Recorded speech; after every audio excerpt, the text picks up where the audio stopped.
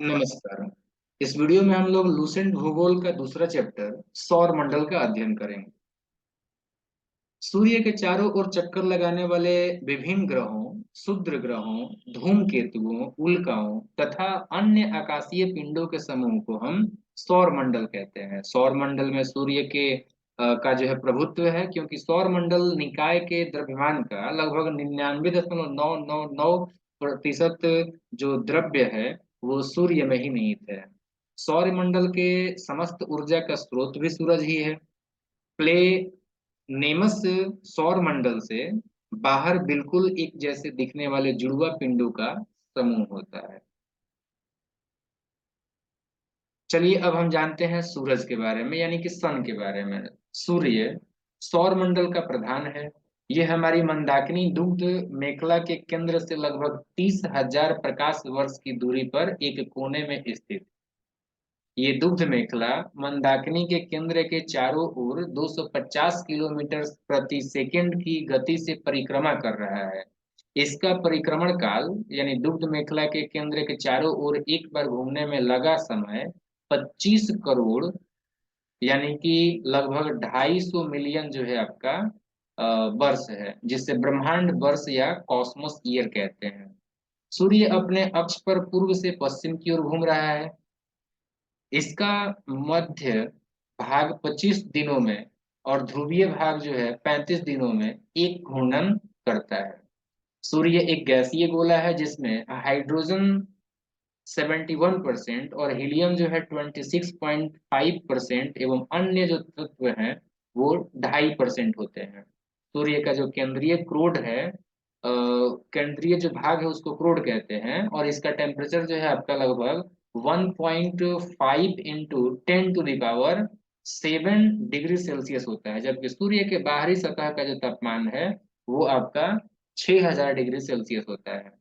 Hence Beth ने बताया कि 10⁻60 डिग्री सेल्सियस ताप पर सूर्य के केंद्र पर 4 हाइड्रोजन नाभिक मिलकर एक हीलियम नाभिक का निर्माण करता है, अर्थात सूर्य के केंद्र पर नाभिकीय संलयन होता है जो कि ऊर्जा का मेन स्रोत है। सूर्य की दीप्तिमान सतह को प्रकाश मंडल यानी कि फोटोस्फीयर कहते हैं। प्रकाश मंडल के किनारे प्रकाशमान नहीं होते हैं, क्योंकि सूर्य का वायुमंडल प्रकाश का अवशोषण कर लेता है। इसे वर्णमंडल यानी कि जो है क्रोमोस्फियर कहते हैं, और ये जो है आपका लाल रंग का होता है। सूर्य ग्रहण के समय सूर्य के दिखाई देने वाले भाग को सूर्य किरीट यानी कि जो है कोरोना कहते हैं। ये सूर्य का बाह्यतम परत होता है।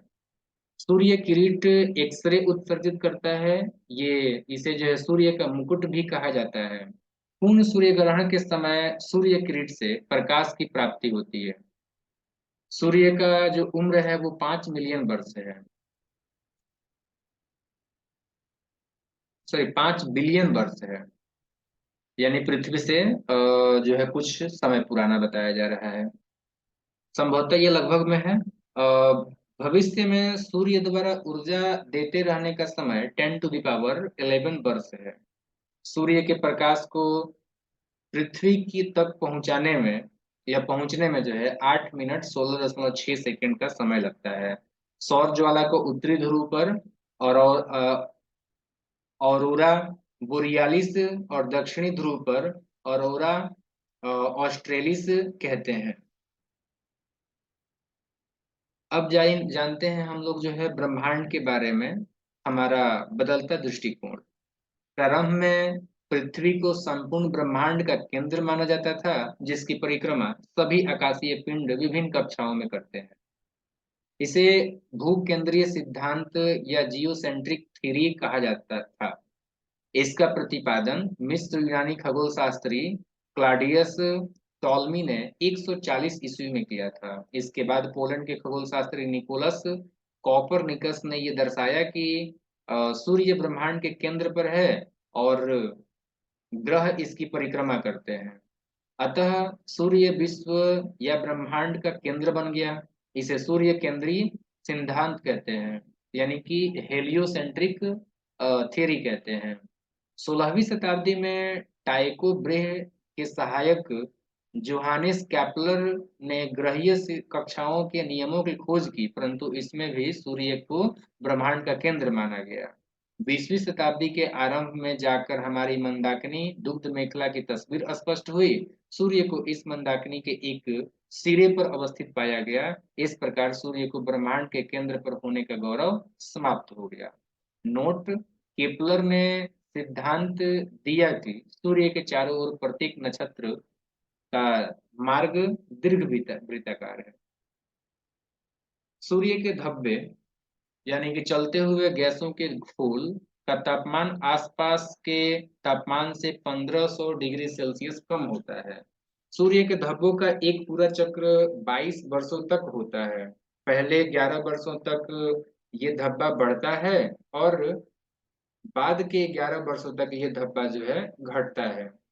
जब सूर्य की सतह पर धब्बा दिखलाई पड़ता है, उस समय पृथ्वी का चुंबकीय झंझावात यानी कि मैग्नेटिक स्टॉर्म्स उत्पन्न होते हैं। इसे चुंबकीय सुई की दिशा बदल जाती है।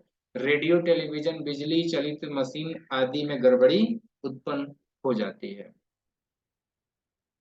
सूर्य का व्यास 13,92,000 किलोमीटर है, जो पृथ्वी के व्यास का लगभग 110 गुना है।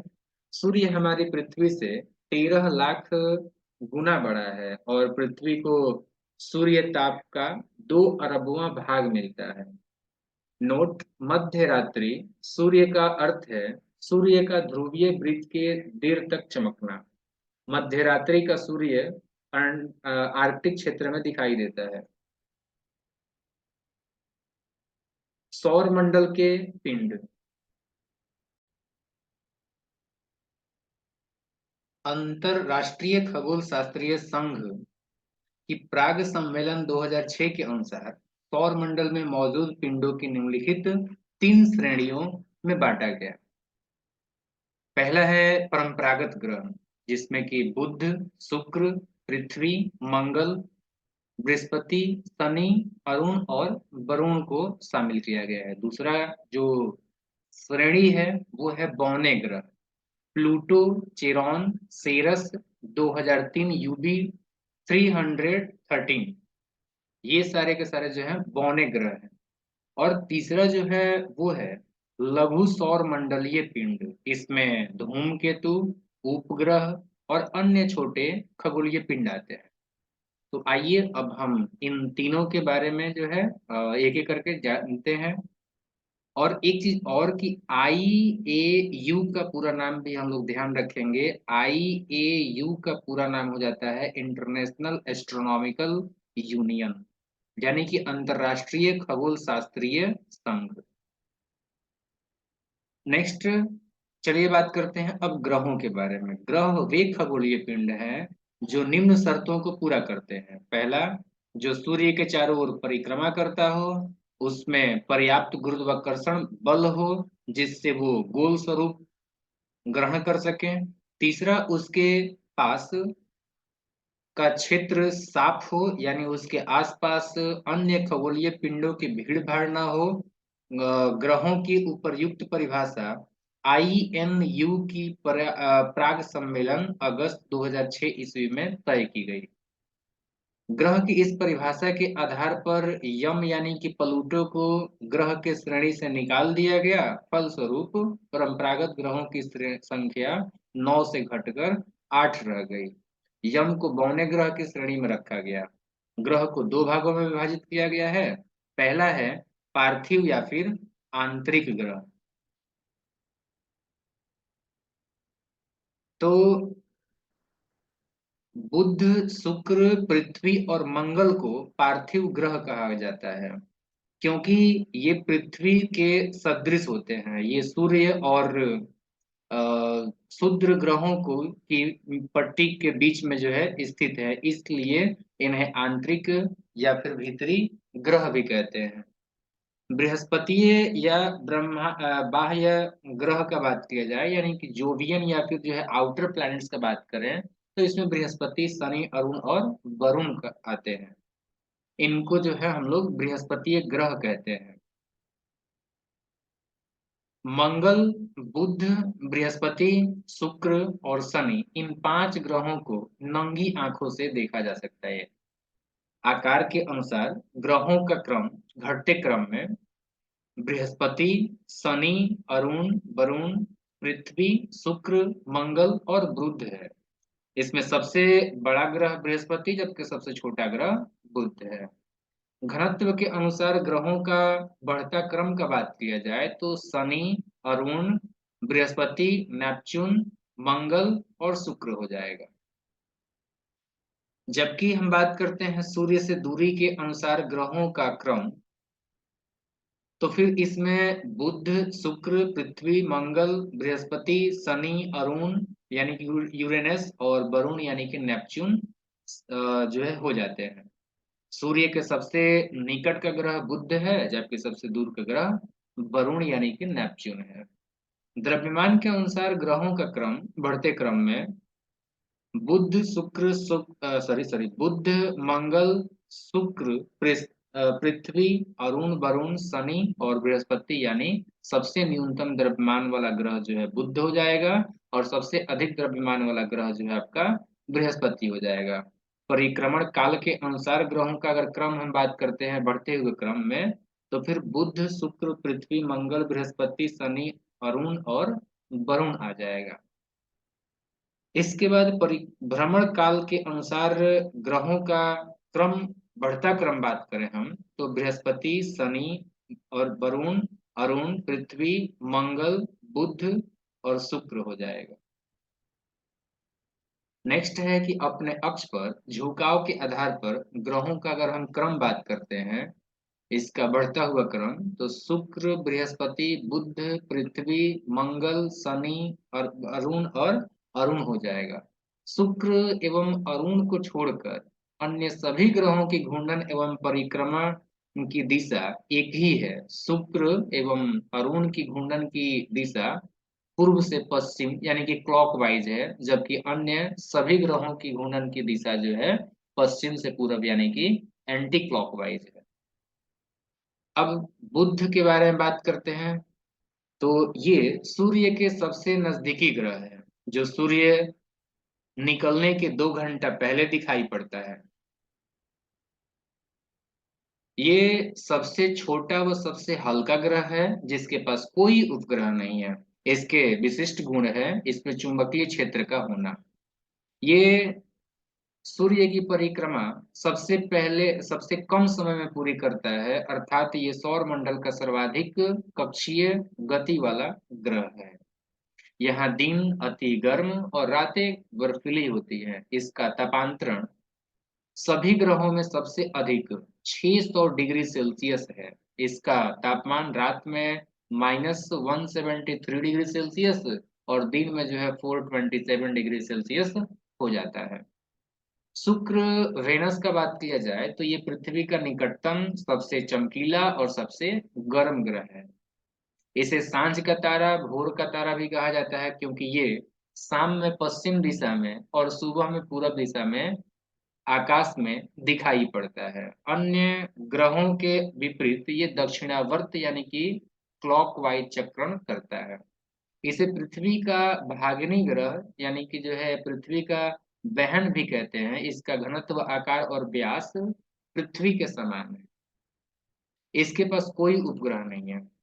अब हम बात करेंगे बृहस्पति के बारे में, जुपिटर के बारे में। तो ये सौर मंडल का सबसे बड़ा ग्रह है। इसे अपनी धुरी पर चक्कर लगाने में 10 घंटा सबसे कम समय लगता है और सूर्य की परिक्रमा करने में 12 वर्ष लगते हैं। बृहस्पति का द्रव्यमान सूर्य के द्रव्यमान का लगभग 1/10वां भाग है। इसके इसके उपग्रह गैनीमीड पीले रंग का सभी उपग्रहों में सबसे बड़ा है। अब हम मंगल की बात करते हैं। इसे लाल ग्रह यानी कि रेड प्लैनेट भी कहा जाता है। इसका लाल रंग आयरन ऑक्साइड के कारण है। यह पृथ्वी के समान 2 ध्रुव हैं। इसका कक्षा तली 25 डिग्री के कोण पर झुका हुआ है जिसके कारण यहाँ पृथ्वी के समान ऋतु परिवर्तन होता है। इसके दिन का मान एवं अक्ष का झुकाव पृथ्वी के समान है। ये अपनी धुरी पर 24 घंटे में एक बार पूरा चक्कर लगाता है इसके दो उपग्रह हैं, फोबोस और डीमोस।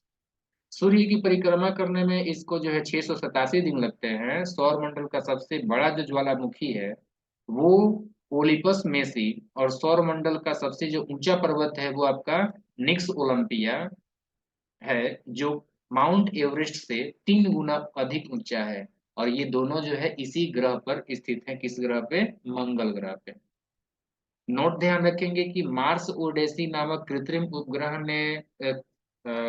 उपग्रह से मंगल पर बर्फ छत्रकों और हिम शीतित जल की उपस्थिति की सूचना मिली है। इसलिए पृथ्वी के अलावा ये एकमात्र ग्रह है जिस पर जीवन की संभावना व्यक्त की जाती है। 6 अगस्त 2012 ईस्वी को नासा का मार्स क्यूरियोसिटी रोवर नामक अंतरिक्ष यान मंगल ग्रह पर गिल क्रेटर नामक स्थान में पहुंचा। ये मंगल पर जीवन की संभावना तथा उसके वातावरण का अध्ययन कर रहा है। भारतीय अंतरिक्ष अनुसंधान संस्थान यानी कि इसरो ने अपना मंगलयान यानी कि MOM मार्स ऑर्बिट मिशन 5 नवंबर 2000 जो है 13 को श्रीहरिकोटा आंध्र प्रदेश से ध्रुवीय अंतरिक्ष प्रक्षेपण यान PSLV-C-25 से प्रक्षेपित किया। ये भारत का पहला अंतर्ग्रहीय अभियान है। इसरो सोवियत अंतरिक्ष कार्यक्रम नासा और यूरोपियन अंतरिक्ष एजेंसी के बाद चौथी अंतरिक्ष एजेंसी है जिसने कि मंगल ग्रह के लिए अपना अंतरिक्ष यान भेजा। अब हम बात करेंगे शनि यानी कि सैटर्न के बारे में। ये आकार में दूसरा सबसे बड़ा उपग्रह सॉरी ग्रह है। इसकी विशेषता है इसके तल के चारों ओर वलय का होना, और इसकी जो वलय है उसकी संख्या 7 है। ये आकाश में पीले तारे के समान दिखाई पड़ता है।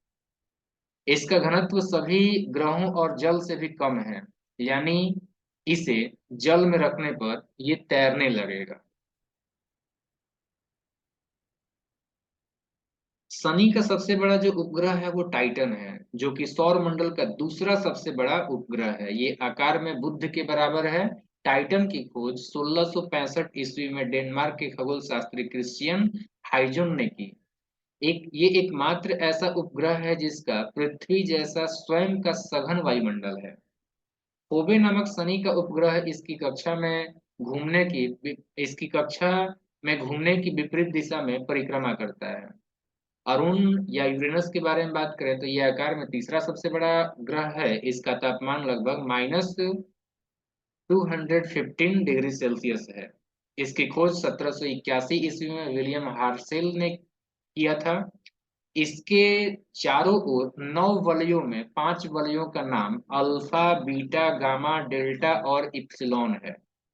इसके अपने अक्ष पर पूरब से पश्चिम ओर यानी कि दक्षिणावर्त घूमता है ये, जबकि अन्य ग्रह पश्चिम से पूरब की ओर यानी कि वामावर्त घूमते हैं। यहाँ सूर्योदय पश्चिम की ओर और सूर्यास्त जो है पूरब की ओर होता है। इसके सभी उपग्रह भी पृथ्वी की विपरीत दिशा में परिभ्रमण करते हैं। ये अपनी धुरी पर सूर्य की ओर इतना झुका हुआ है कि लेटा हुआ सा दिखलाई पड़ता है, इसलिए इसे लेटा हुआ ग्रह भी कहा जाता है। इसका सबसे बड़ा जो उपग्रह है वो टाइटेनिया है। फिर बात करते हैं हम लोग वरुण या नेपच्यून के बारे में। तो इसका खोज जो है 1846 ईस्वी में जर्मन खगोलज्ञ जहान गाले ने किया था। नई खगोलीय व्यवस्था में ये सूर्य के सबसे दूर स्थित ग्रह है। ये हरे रंग का ग्रह यानी कि ये हरे रंग के प्रकाश को उत्सर्जित करता है। इसके चारों ओर अति शीतल मेथेन का जो है बादल छाया हुआ है। इसके उपग्रहों में ट्राइटन प्रमुख है। अब हम बात करते हैं सबसे जो है इम्पोर्टेंट ग्रह पृथ्वी के बारे में, जहां हम रहते हैं। पृथ्वी आकार में पांचवा सबसे बड़ा ग्रह है। पृथ्वी का अक्ष उसके कक्षा तल पर बने लंब से 23.5 डिग्री झुका हुआ है। इसके दूसरे शब्दों में पृथ्वी का अक्ष पृथ्वी की कक्षा तल से 66.5 डिग्री का एंगल बनाता है। और यहाँ पे वो डायग्राम भी देखा जा सकता है कि ये जो आपका उत्तरी ध्रुव और ये दक्षिणी ध्रुव हो गया, इसको मिलाने वाला ये रेखा जो है अक्ष हो गया। ठीक है। अब इस अक्ष के इस अक्ष से अगर हम लोग देखें कि पृथ्वी जो है कितना झुका हुआ है, तो पृथ्वी जो है आपका 66.5 डिग्री झुका हुआ है। ठीक है। ये जो आपका एंगल है वो कितना है, ये है आपका 66.5 डिग्री। तो पृथ्वी का जो कक्षा का तल है, सॉरी, अक्ष से कितना झुका हुआ है, तो 23.5 डिग्री, ये आपका अक्ष हो गया पृथ्वी का, ये हो गया।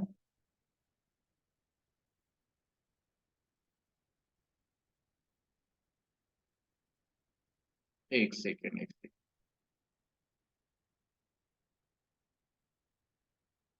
ठीक, तो ये जो है पृथ्वी का उत्तरी ध्रुव और ये दक्षिणी ध्रुव हो गया। ठीक है। इसको हमने जो है मिला दिया। अभी हम लोग क्या बात कर रहे हैं, पृथ्वी का कक्षा तल। तो पृथ्वी का कक्षा तल जो है आपका ये हो जाएगा कक्षा तल। इस तल से जो है ये कितना झुका हुआ है, तो ये जो एंगल बन रहा है ये 66.5 डिग्री का एंगल बन रहा है। ठीक है। और वहीं अगर हम बात करते हैं पृथ्वी के कक्षा तल पर जो है ये कितना जो है अक्ष से कितना जो ये झुका हुआ है, तो अक्ष की तुलना में जब बात करते हैं तो 23.5 डिग्री पर ये झुका हुआ है, ये इसका अक्ष हो जाएगा।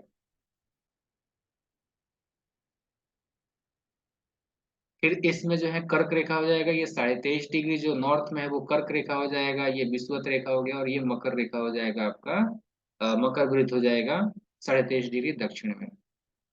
तो अब हम लोग नेक्स्ट बात करते हैं। ये सौर मंडल का एकमात्र ऐसा ग्रह है पृथ्वी जिस पर कि जीवन है। इसका एकमात्र उपग्रह जो है चंद्रमा है। इसका विषुवतीय व्यास 12,756 किलोमीटर और ध्रुवीय व्यास जो है आपका 12,713.6 किलोमीटर है। दोनों व्यासों का अंतर 43 किलोमीटर है। पृथ्वी का औसत व्यास 12,742 किलोमीटर है। इसकी गणना सबसे पहले जो है इरेटोस्थनीज ने किया था। सूर्य से पृथ्वी की जो दूरी है वो आपका 14, यहाँ पर जो दिया हुआ है 149.6 मिलियन किलोमीटर है, यानी कि हम कह सकते हैं कि 14 करोड़ आपका जो है 96 लाख किलोमीटर। ये अपने अक्ष पर पश्चिम से पूरब 1610 किलोमीटर प्रति घंटा की चाल से 23 घंटे 56 मिनट और 4 सेकंड में एक चक्कर पूरा लगाती है। पृथ्वी की इस गति को घूर्णन या दैनिक गति कहते हैं। इस गति के कारण जो है दिन रात होते हैं। पृथ्वी को सूर्य की एक परिक्रमा करने में लगभग 365 दिन 5 घंटे 48 मिनट 46 सेकंड लगते हैं। इस समयावधि के दौरान पृथ्वी जो है परिक्रमा पूरी करने में पृथ्वी का माध्य वेग लगभग 30 किलोमीटर प्रति सेकंड, यानी कि 29.8 किलोमीटर प्रति सेकंड होता है। सूर्य के चतुर्दिक पृथ्वी के इस परिक्रमा को पृथ्वी की वार्षिक गति या फिर परिक्रमण कहते हैं। पृथ्वी को सूर्य की एक परिक्रमा करने में लगे समय को सौर वर्ष कहा जाता है। प्रत्येक सौर वर्ष कैलेंडर वर्ष से जो है 6 घंटा बढ़ जाता है, जिसे हर चौथे वर्ष में लीप वर्ष बनाकर समायोजित किया जाता है। लीप वर्ष 366 दिन का होता है, जिसके कारण फरवरी माह में 28 की जगह पर 29 दिन होते हैं। पृथ्वी पर ऋतु परिवर्तन इसकी अक्ष पर झुके होने के कारण सूर्य के सापेक्ष इसकी स्थिति में परिवर्तन यानी कि वार्षिक गति के कारण होती है। वार्षिक गति के कारण ही पृथ्वी पर दिन रात छोटा बड़ा होता है। आकार और बनावट की दृष्टि से पृथ्वी शुक्र के समान है। जल की उपस्थिति के कारण इसे नीला ग्रह भी कहते हैं। और सूर्य के बाद पृथ्वी से सबसे नजदीक का तारा प्रोक्सिमा सेंचुरी है, जो अल्फा सेंचुरी समूह का एक तारा है। ये पृथ्वी से 4.22 प्रकाश वर्ष दूर है। अब एक नोट ध्यान रखेंगे और वो ये कि 24 अगस्त 2006 ईस्वी को अंतर्राष्ट्रीय खगोल विज्ञानी संघ यानी कि आईएयू, इंटरनेशनल एस्ट्रोनॉमिकल यूनियन की प्राग यानी कि जो है चेक गणराज्य की बैठक में खगोल वैज्ञानिकों ने प्लूटो का ग्रह होने का दर्जा खत्म कर दिया, क्योंकि इसकी कक्षा वृत्ताकार नहीं है। ये वरुण ग्रह की कक्षा से होकर गुजरती है। नई खगोलीय व्यवस्था में प्लूटो को बौने ग्रह की श्रेणी में रखा गया है। ये सूर्य का भी निकटतम तारा है।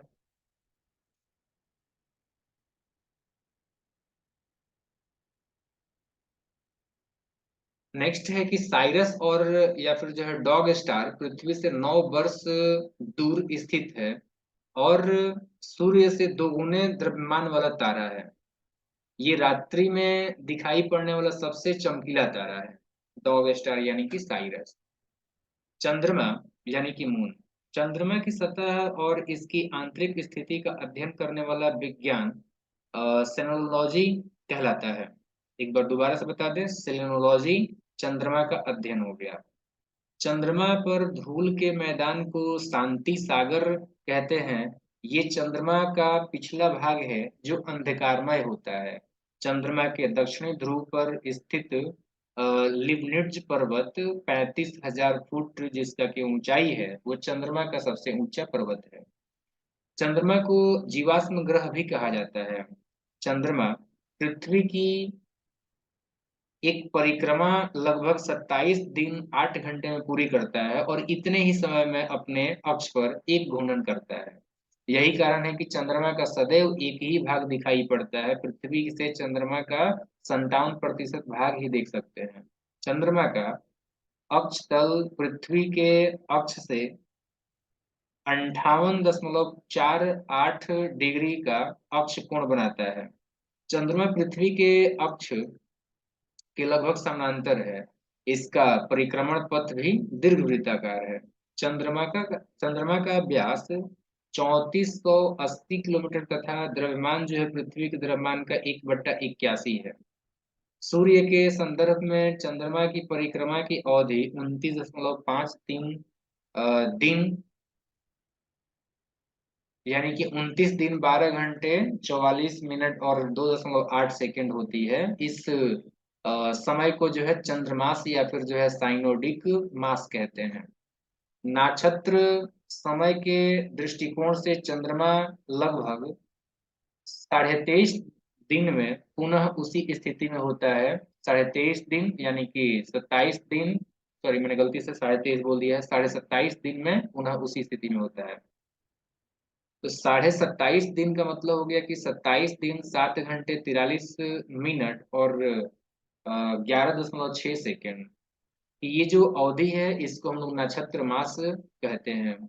ज्वार उठने के लिए अपेक्षित सौर और चंद्रमा की शक्तियों का अनुपात 11.5 है। अपोलो के अंतरिक्ष यात्रियों द्वारा लाए गए चट्टानों से पता चलता है कि चंद्रमा भी उतना ही पुराना है जितना पृथ्वी, यानी कि 4.6 करोड़ वर्ष।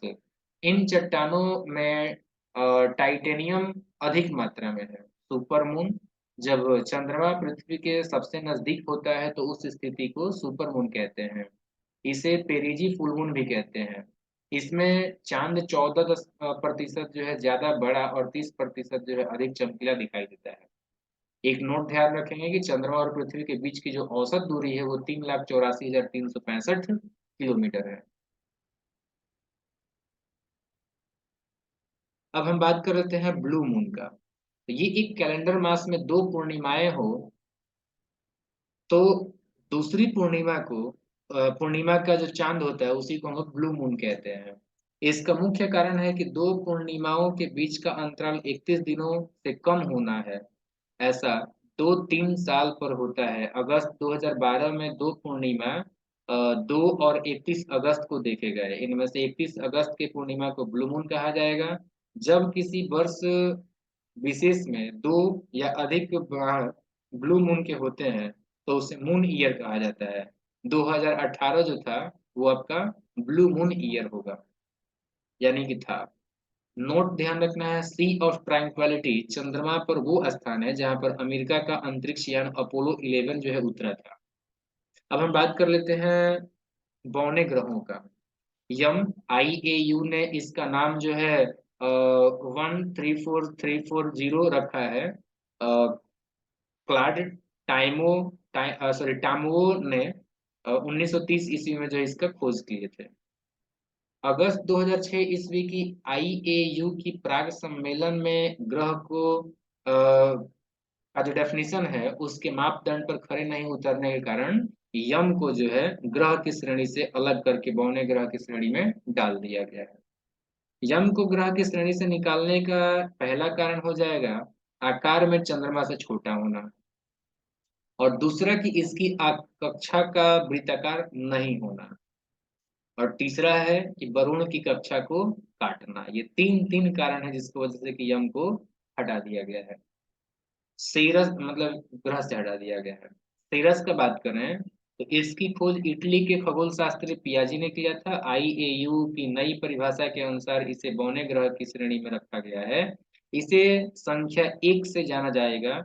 इसका व्यास बुध के व्यास का 1/5 भाग है।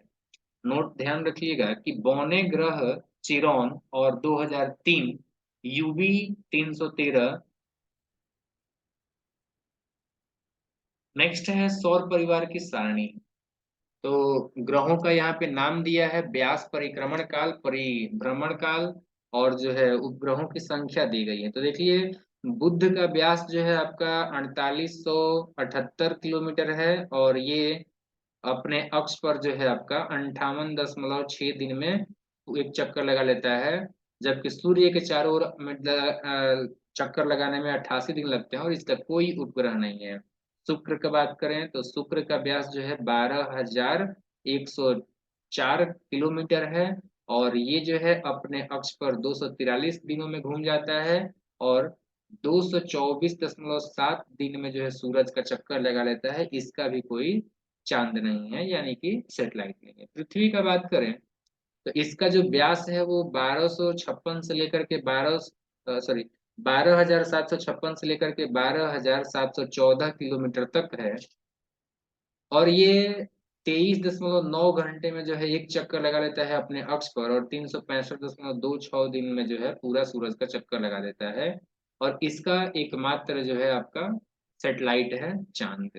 मंगल का बात करें तो इसका जो अ, व्यास है वो आपका 6,796 किलोमीटर है, और ये आपका 24.6 घंटे में जो है अपने अक्ष पर एक चक्कर लगा लेता है, और 687 दिन में जो है सूरज का एक चक्कर लगाता है। और इसके जो है फोबोस डीमोस दो ठो चांद है।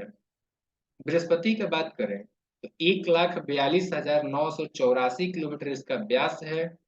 9.9 घंटे में ये अपने अक्ष पे घूम जाता है। 11.9 वर्ष में जो है ये सूर्य का एक चक्कर लगा देता है। और 79 जो है इसके ये कह सकते हैं कि सैटेलाइट्स हैं। शनि की बात करें तो ये 1,20,536 किलोमीटर इसका व्यास है। 10.3 घंटे में ये अपने अक्ष पे घूम जाता है। 29.5 वर्ष में जो है ये पूरा सूरज का चक्कर लगा देता है, और इसके उपग्रहों की संख्या है 62। और उनका बात करें तो 51,118 किलोमीटर इसका व्यास है। 17.2 घंटे में जो है ये अपने अक्ष पे घूम जाता है। 84 वर्ष में जो है ये पूरा सूरज का चक्कर लगा देता है, और 27 दिनों में जो है ये 27 जो है इसके उपग्रहों की संख्या है। वरुण की बात करें तो 49,100 किलोमीटर इसका व्यास है। 16.1 घंटे में जो है ये अपने अक्ष पे घूम जाता है। 164.8 वर्ष में ये पूरा सूरज का चक्कर लगाता है, और इसके उपग्रह हैं 13। ये सारी जो बातें हैं वो आपका आईयू के अनुसार है। आईएयू मतलब इंटरनेशनल एस्ट्रोनॉमिकल यूनियन।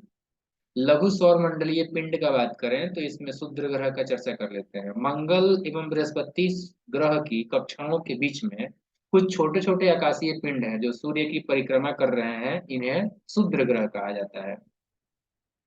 खगोल शास्त्रियों के अनुसार ग्रहों के विस्फोट के फलस्वरूप टूटे टुकड़ों से जो है क्षुद्र ग्रह का निर्माण हुआ। क्षुद्र ग्रह जब पृथ्वी से टकराता है तो पृथ्वी के पृष्ठ पर विशाल गर्त लोनार झील महाराष्ट्र बनता है। मतलब कि महाराष्ट्र में जो है ऐसा एक झील बना हुआ है, लोनार झील। फोरवेस्टा एकमात्र क्षुद्र ग्रह है जिसे नंगी आंखों द्वारा देखा जा सकता है, यानी कि ये काफी बड़ा है। धूमकेतु की बात करते हैं, कॉमेट्स के बारे में, तो सौर मंडल के छोर पर बहुत ही छोटे अरबों पिंड विद्यमान हैं जो धूमकेतु या पुच्छल तारे कहलाते हैं। ये गैस और धूल के संग्रह हैं जो आकाश में लंबी चमकदार पूंछ सहित प्रकाश के चमकीले गोले के रूप में दिखाई देते हैं। धूमकेतु केवल तभी दिखाई पड़ता है जब वो सूर्य की ओर अग्रसर होता है, क्योंकि सूर्य किरणें इसके गैस को चमकीला बना देती है। धूमकेतु की पूंछ हमेशा सूर्य से दूर की ओर होता है। हैले नामक धूमकेतु का परिक्रमण काल 76 वर्ष है।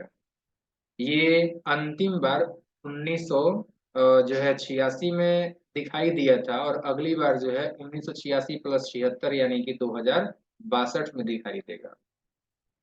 नेक्स्ट है कि धूमकेतु हमेशा के लिए टिकाऊ नहीं होते हैं, फिर भी प्रत्येक धूमकेतु के लौटने का समय निश्चित होता है। अब हम बात करेंगे उल्का पिंडों के बारे में, यानी कि मीटियोर के बारे में। उल्काएं आकाश की सॉरी प्रकाश की चमकीली धारी के रूप में देखे जाते हैं, जो आकाश में क्षण भर के लिए चमकती है और लुप्त हो जाती है। उल्काएं क्षुद्र ग्रहों के टुकड़े यानी कि धूमकेतुओं के द्वारा पीछे छोड़े गए धूल के कण होते हैं। इसके बाद हम लोग यहीं पे हमारा ये चैप्टर समाप्त होता है। आपका बहुत बहुत धन्यवाद।